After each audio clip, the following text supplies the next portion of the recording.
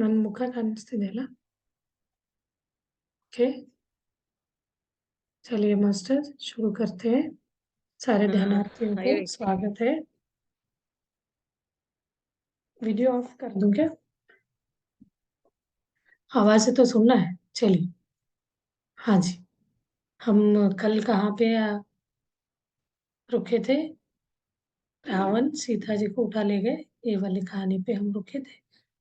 उठा ले जाते तो वहां वहीं से क्या आगे, वो अपने मन से वो बोलती है रावण को, जैसे उसको टच करता है तो वो बोलते हाथ खींच के चिल्लाते हुए बोलती है वो, आप मेरे से दूर रहो, मुझे मत टच छूना नहीं, मैं अपने इच्छा से आपके साथ आ रही हूँ करके वो चिल्लाते हुए उसको बोलती है। फिर वो रावण तो अपने वो तो इतना दुष्ट रहता है, वो तो सारे शक्ति होने के बावजूद भी गलत काम कर रहा रहता है। तो सीता तो उसको कुछ नहीं बोल सकती वहां, वो एक बेहोश होके पड़ जाती है विमान में। फिर उसको उठा के ले जाते हुए बीच में जटायु आता है उसको बचाने के लिए। ये बोलती है मत, आप बीच में मत आओ, ये मार देगा, बहुत दुष्ट है, आप चले जाओ करके बोलती है वो। फिर भी नहीं माता, मैं आपको बचाऊंगा करके वो उसको कोशिश करता है, रावण उसको मार देता है।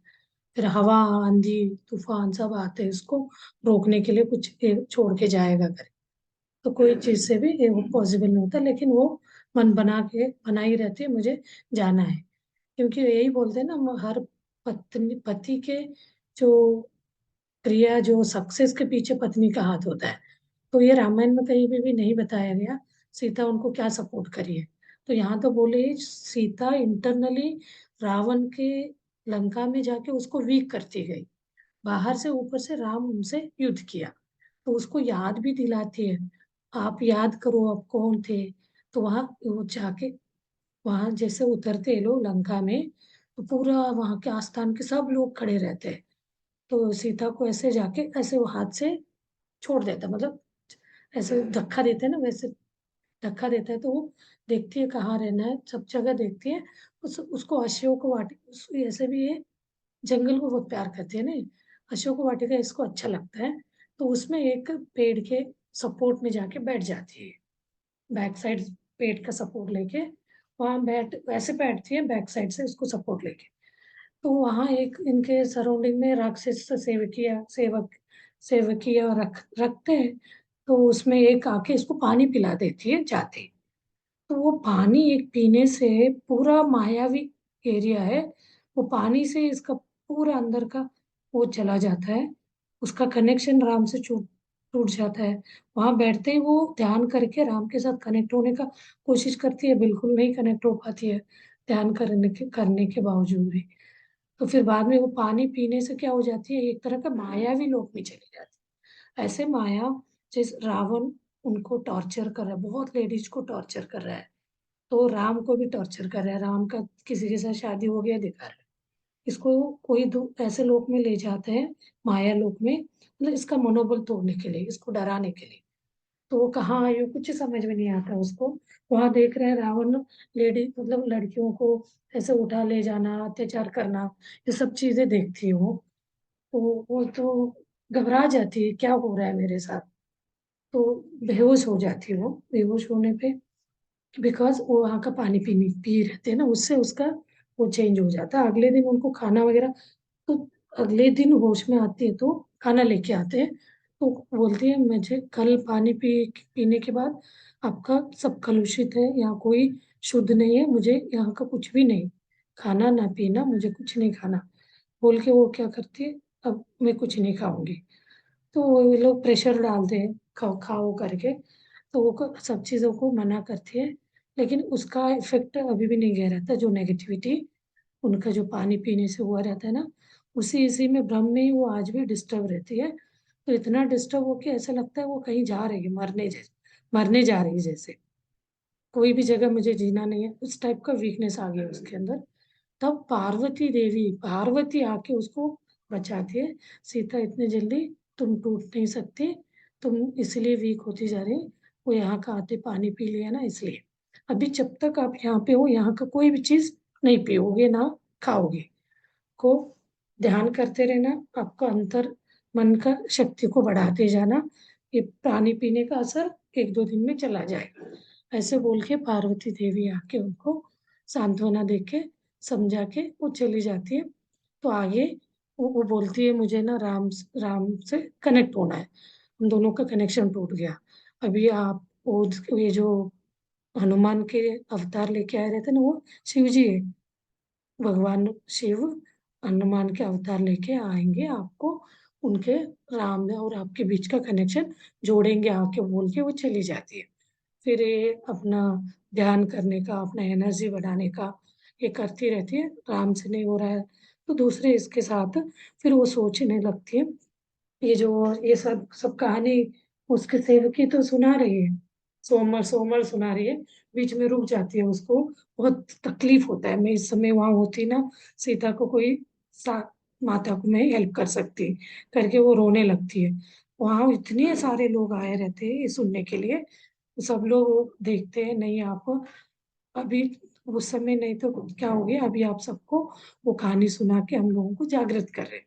वो बताई रहती है सीता, किसी को नहीं सुनाना मेरे अंतर कहानी जो है। तो वो जब तक ये उसको रावण उठा ले जाने तक ये सोमल उसका कहानी जानती है। उसके बाद जो उसको सुनाए हनुमान जी उसको सुनाए, सारे वो हनुमान हनुमान को अपना पुत्र मानती है, हर बात को हनुमान से शेयर करे। लेकिन दुनिया वालों को मुझे नहीं बताना है ये चीज करके बोलते। हनुमान ने सोमवार को सब सुनाया वो चीज। अब वो मीनाक्षी के जन्म लेके जो अनुसुईया आई उसको सुना रही कहती। अब सीता को याद आने लगता है ये रावण क्या था, उसको शापग्रस्त हो गया, कैसे वो इस रावण के इसमें आ गया जन्म में करके। वो कहानी तो सेम वही है। उस इसमें ये लोग नारायण ही नारायण, उसमें ये जय करके रहता है सेवक उनका। वो एक पुत्र ये आए रहते, अश्विनी कुमार है, कोई बच्चे आए रहते उनको आने नहीं देता वो। उसके अंदर एक तरह का द्वेष भावना आ जाता है। तो ये लोग ऑब्जर्व कर रहे थे जय का भावना ये सही नहीं है करके, वो ऐसे में इसको भी माफ कर देते हैं, उनको आने नहीं देता है। वो लोग आके बोलते हैं हम आए थे तो आपका द्वारपालक हमें आने नहीं दिया। ऐसे कैसे आने नहीं दिया, ये लोग उनको बोलते हैं ऐसे नहीं चलेगा, आप अगली बार ऐसे नहीं करोगे।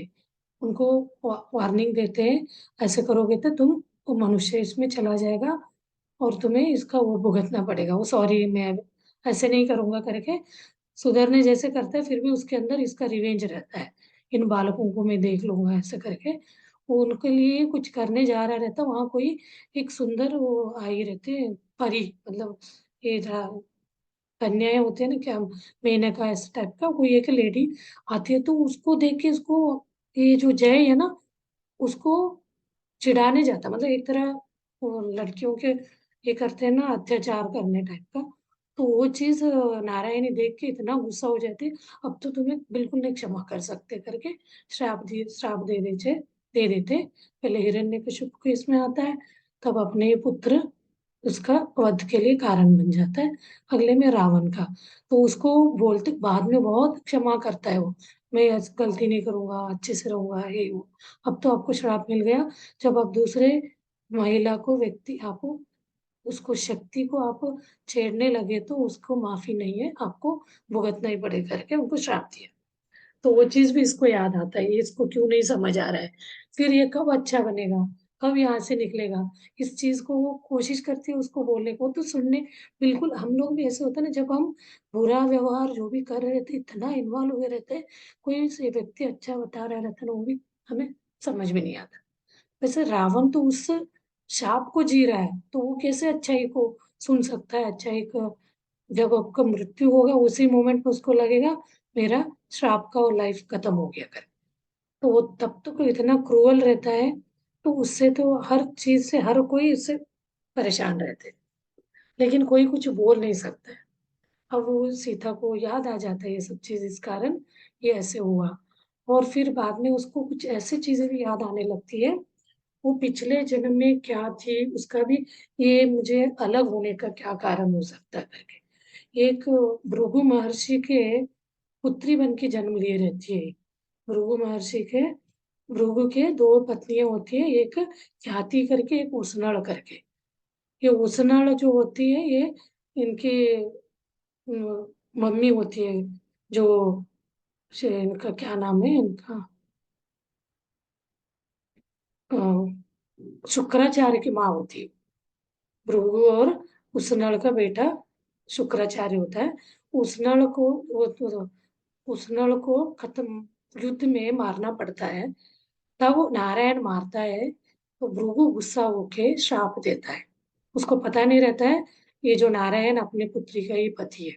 पुत्री कौन हो? उनका पुत्री ख्याति की पुत्री भार्गवी होती है। ये कंफ्यूजन इतना लगा मुझे, 2-3 बार पढ़ी मैं इसको। ये उसनल को खत्म करता है नारायण। उसनल सपोर्ट करती है असुरों को। असुरों के कुछ देव और असुरों के बीच युद्ध हो रहा रहता है। तब उसनल उनको हेल्प करने आती है। तब नारायण उसको खत्म करता है। तो उस समय भृगु भृगु महर्षि वहां नहीं रहता है। भृगु वापस आके देखता है उस नर से बहुत प्यार करता है वो। मेरे पत्नी को तुमने मारा है, तुम भी ऐसे ही अपने पत्नी वियोग में जीवोगे करके श्राप दे देता। तो इसने उसको अपना लेता है। नारायण बोलता है वो कि मैं जी लूंगा, इसको ले लूंगा श्राप को। लेकिन उसकी पत्नी ख्याति बोलती है, दूसरी पत्नी, आपने क्या कर दिया, अपनी पुत्री को, पति को आपने श्राप दे दिया। उस जन्म में भार्गवी उनकी पुत्री बन के जन्म ली रहती है। वो भी भृगु का इच्छा रहता है, मुझे नारायणी को अपने पुत्री के इसमें जन्म में लेना है, अपने पुत्री के इसमें। तो ये उसको याद आता है उसी का तो नहीं है ये। तब पार्वती आती है तो पार्वती बीच बीच में उससे मिलती है ना, तो बोलती है नहीं है, वो भी नहीं है ये, उसका नहीं है ये ये आगे आने वाला है। अभी ये आप लोगों दोनों ने निश्चय किया है रावण का वध के लिए। राम और आपको आप अंदरूनी से, अंदर से उसको तोड़ने के लिए, और बाहर से राम युद्ध करेगा। ये रावण रावण को खत्म करने के लिए आपका ये संघर्ष है। ये आपका श्राप और इससे कोई लिंक नहीं है, आपका श्राप का आगे आपको है करके बोलती है। अभी उसके बारे में मत सोचो आप, रावण से लड़ने का, उससे शक्ति आप अपन बना लो अपने अंदर, शक्ति कलेक्ट करो। यानी आप ज्यादा से ज्यादा ध्यान करते हुए अपना शक्तियां बढ़ाओ करके बोलते हैं।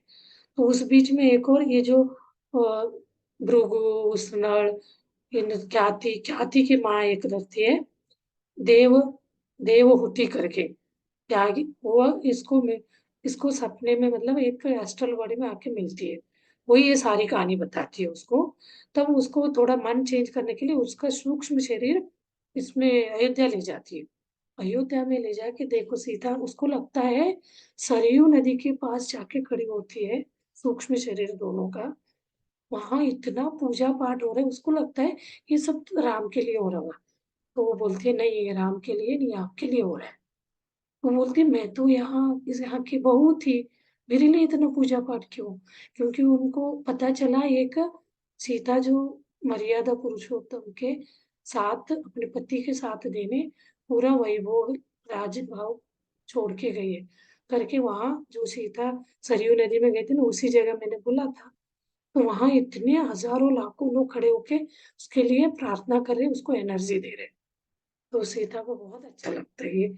मैं तो बाहर की हूँ, इतना मैं ज्यादा दिन रही भी नहीं थी। तो उसको बहुत अच्छा लगता है वो सन्निवेश, वो सिचुएशन दिखा के वो वापस लेके आती है। देवहूति करके उसका नाम। ये है ख्याति की माता। यानी अभी सीता को वो नानी लगी, तो नानी करके बोलती है सीता को आके, वापस लंका छोड़ती है। तो बोलती है आप ज्यादा से ज्यादा अपना ये ध्यान करते रहो, आपका एनर्जी आता जाएगा, फिर आपको रावण से लड़ने में को हेल्प मिलेगा।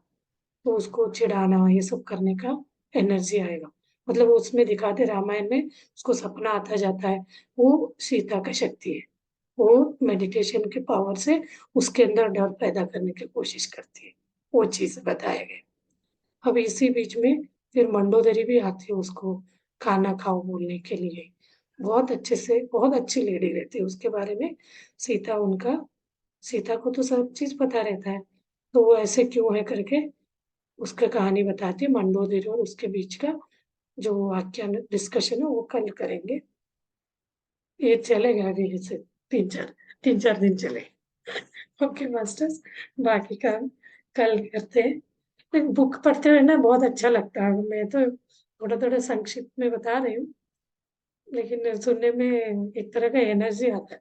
लोग एक एक वर्ड्स अच्छा वर्ड यूज करे हैं, कैसे कैसे, मतलब उसमें उनका प्यार भी दिखाया है, राम सीता का मस्ती मजाक कैसे उसके साथ वो, उसको दुख है तो घर से बाहर आइए, उसके पिता को याद करे तो उसको कैसे दुख से बाहर लाना है, उस टाइप का भी हंसी मजाक भी दिखाया है।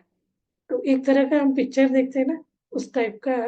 वो लेडी मतलब जो सुनी है, उसको जैसे वो कुछ तो इमेजिनेशन आया होगा ना लिखने के लिए, हम तो वो आ करके नहीं लिख सकते, सपने में उसको आ रहा है तो वो लिखे है। तो कभी कभी मैं तो बहुत, फर्स्ट टाइम जब पढ़ रही थी मुझे तो विश्वास ही नहीं हो रहा था ये कैसे कहानी बनाया है क्या, सच में उनके साथ ये चीज हुआ है।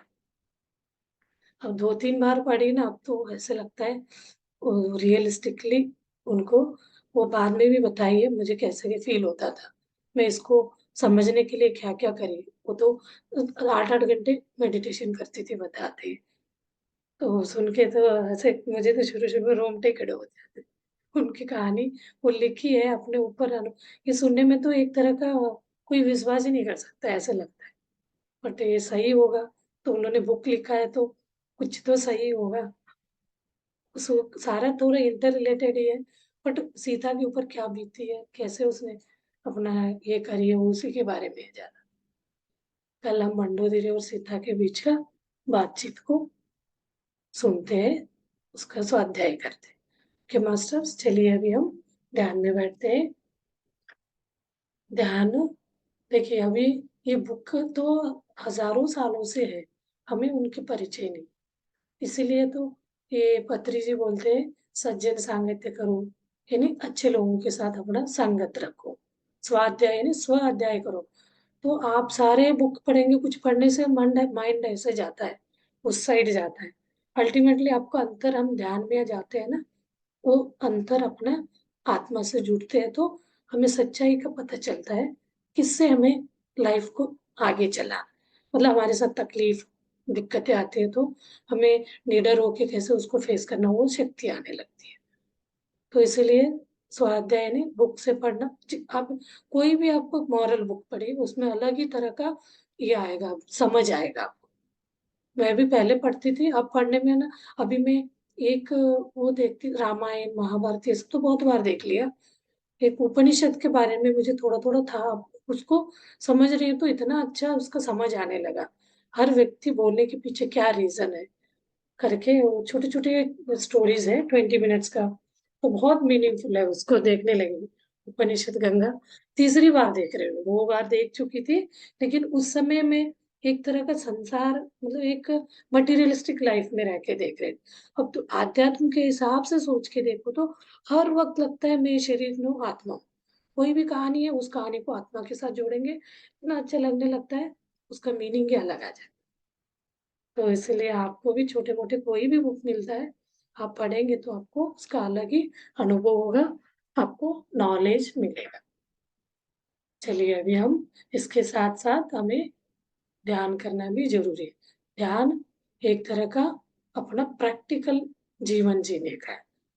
सुने सुने सब बड़े व्यक्ति हो गए, योगी बन गए, तो हमने सुन लिया बना है, लेकिन वो बना कैसे, अपना प्रैक्टिकल, यानी यही मेडिटेशन ध्यान करके अपने अनुभवों से वो महान व्यक्ति बना। हम स्वामी विवेकानंद को ले लीजिए, किसी भी योगी के बारे में हम पढ़ते हैं तो वो साधारण से असाधारण कैसे बन गया, तो कुछ तो अपने लाइफ में उसने सेक्रीफाइस किया हो, कुछ साधना की हो, तभी बने। तो तब हमें भी लगेगा, हम भी, हमारा जीवन का ये क्या उद्देश्य क्या है, वो समझ में आने लगता है। उस हिसाब से हम अपने आप को ध्यान की तरफ, हम अपना रास्ता ध्यान की तरफ हम मुड़ेंगे तो हमें सब चीज का रास्ता मिलता जाता है। तो ध्यान यानी क्या करना है, हमारे विचारों को शून्य करना। कोई भी विधि अपना के आप कर सकते हैं, जिस विधि में आपको बहुत इजीली हम विचार मुक्त हो गए, समझ लीजिए, उस विधि को अपना सकते हैं। क्योंकि अभी हम इंडिया के नहीं, वर्ल्ड वाइड ध्यान के बारे में बता रहे हैं। सब अपने अपने जहाँ रह रहे हैं उस हिसाब से बता रहे हैं, लेकिन किस इसमें वे हम अपनाएंगे, हमें उसका फायदा मिल रहा है उसको हम अडॉप्ट कर सकते हैं। तो ये आनापानसति ध्यान का करो करके बोलेंगे, कोई दूसरे इसमें जाएंगे वो कुछ और बताते हैं। कोई ओपन आइज से आप ध्यान करो बोलता है, कोई बंद से करो बोलता है, कोई मंत्र देता है। तो हर चीज में जो चीज आपको जल्दी उसमें कनेक्ट होने के लिए देगा, दैट इज हेल्पफुल है। तो इसमें मैं अपने हिसाब से, मुझे तो कभी कभी कंफ्यूज होता है, कोई वो नहीं कर रहे तो उनको फायदा नहीं मिलेगा क्या? तो ऐसे नहीं है। तो अल्टीमेटली आपको विचार शून्य करना है, ध्यान करना है, अपने आप को रोग मुक्त करना है। तो संसार में कितने भी तकलीफ हो उसके बावजूद भी हम बहुत हैप्पी लाइफ जी सकते, खुशहाल लाइफ, वही उद्देश्य है और कुछ नहीं है। उसके लिए अभी मैं आपको ये वाला ध्यान के बताती हूँ, जो अपना श्वासों को ऑब्जर्व करना, अंदर आते हुए श्वास, बाहर जाते हुए। उस श्वास को हम सुनते देखते जाते हैं, श्वासों पे ध्यान करेंगे, ध्यास करेंगे, तो क्या हो जाता है, अपना विचार की तरफ ध्यान नहीं जाएगा, अपने आप विचार मुक्त हो जाएगा। तो श्वास को भी हम साइंटिफिकली देखा जाए, श्वास में जब अंदर श्वास लेते हैं तो ऑक्सीजन अंदर जाता है। ये तो साइंटिफिकली, आप आध्यात्म साइड रख के साइंस को लेके सोचेंगे तो ये चीज तो हम मान ही सकते हैं। स्वी ब्रीद इन करते हैं तो हमें ऑक्सीजन अंदर जाता है, ब्रीद आउट करते हैं तो CO2 बाहर जाता है। यही चीज को हम ऑब्जर्व करते बैठेंगे तो उसका रिथिम बहुत अच्छे से हमें महसूस होने लगता है। उसी को सुनना है, बाद में वो मेडिटेशन अपने आप हो जाएगा। तो दो तरह के दिमाग चलते हैं ना, एक हमारे उसे सोचते हैं, तो अंदर एक चल रहा रहता है। तो वो ये, जब हम शून्य में जाते हैं विचार, तो ऊपर से वो आ जाता है क्या, कॉस्मिक एनर्जी। उसका नॉलेज हमें नहीं रहता। वो है विश्व प्राण शक्ति, पूरा प्रकृति में वो भरा फैला हुआ रहता है, वो अपने शरीर में एंटर करेगा। तो इन दोनों का अनुसंधान ही एक ध्यान का समाधि स्टेट बोला जाता है। चलिए मास्टर्स, हम ध्यान में आगे बढ़ते हैं इसका म्यूजिक के साथ। ओके।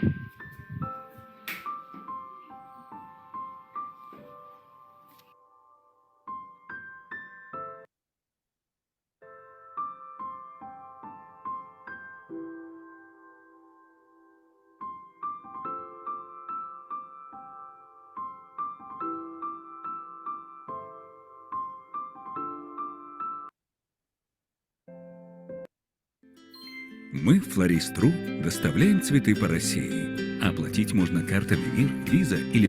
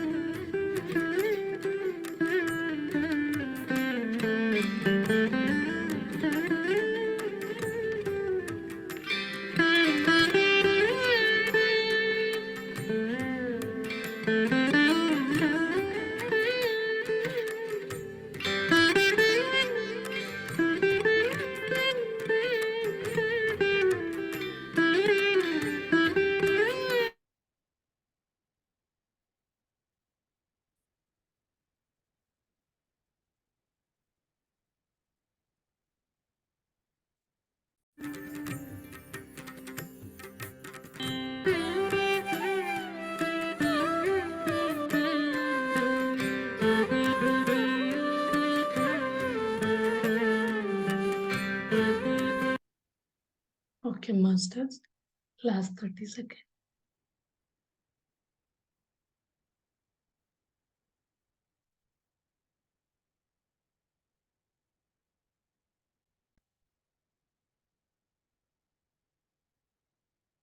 जो डीप ध्यान में है वो ध्यान कंटिन्यू करें। जो देह प्रज्ञा में आ गए वो धीरे धीरे अपना दोनों हाथ खोल के आंखों के सामने रखिए। 5, 4, 3, 2, 1, 0। धीरे से हाथ सामने लाते हुए आंखें खोलिए मुस्कुराहट के साथ और धन्यवाद व्यक्त करिए। अपने शरीर के सारे अंगांगों को हम धन्यवाद व्यक्त करते हैं जो भी ध्यान में साथ दिया, और अपने गुरु टीचर को भी हम धन्यवाद व्यक्त करते हैं। प्रकृति माता को धन्यवाद व्यक्त करते हैं। प्रकृति माता कोई एक्सपेक्टेशन के बिना अपना कार्य करती है, इसलिए उनका सोच हमारे मन में आए ऐसा करके हम धन्यवाद व्यक्त करते हैं। अपने साथ तो जो ध्यान करें सारे ध्यानार्थियों को भी हम धन्यवाद व्यक्त करते। Thank you master, thank you very much. हाँ जी, कल मिलते हैं फिर आगे की masters. See you tomorrow, good night.